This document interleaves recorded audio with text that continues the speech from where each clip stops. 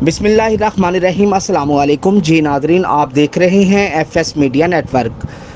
खबरों का सिलसिला मजीद आगे बढ़ाते हुए खबर शामिल करते हैं हारूनाबाद से। हमारे ब्यूरो चीफ बहावलनगर खुर्रम शहजाद मलिक की रिपोर्ट के मुताबिक हारूनाबाद नए तैनात होने वाले असिस्टेंट कमिश्नर कफ़ैतुल्लाह से chief patron Jinnah press club register Harunabad Saud Farooq Khan Chughtai की मुलाकात।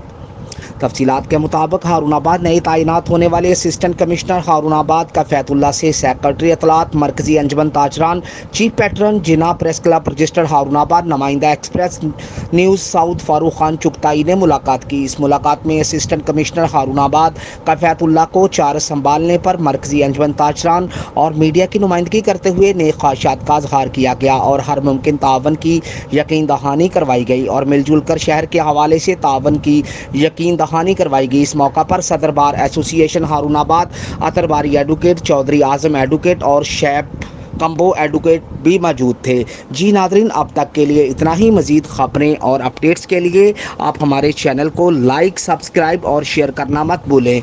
पाकिस्तान जिंदाबाद।